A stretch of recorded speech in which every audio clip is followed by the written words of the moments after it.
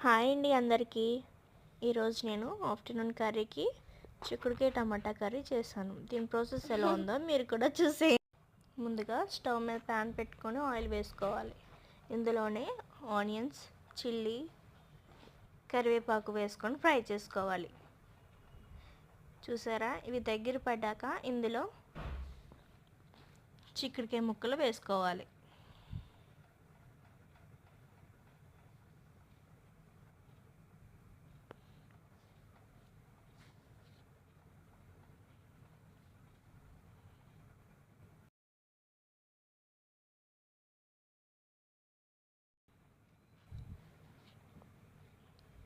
ఇవి కొద్దిగా కలుపుకొని ఇప్పుడు ఇందులోనే టమాటా ముక్కలు వేసుకొని దగ్గర పడే వరకు కలుపుకోవాలి.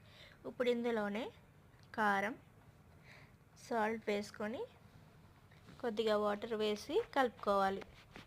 అంతే, చాలా సింపుల్ అండ్ రెసిపీ చిక్కుడుకాయ టమాటా కర్రీ.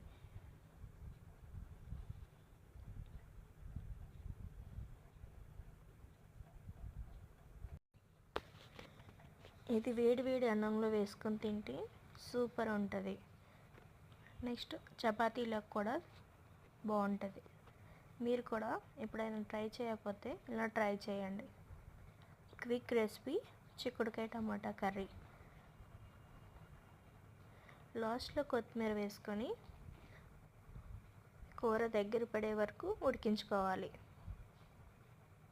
అంతే. సబ్స్క్రైబ్ చేసుకొని లైక్ కొట్టి వెళ్ళండి, మర్చిపోకండి. Thank you.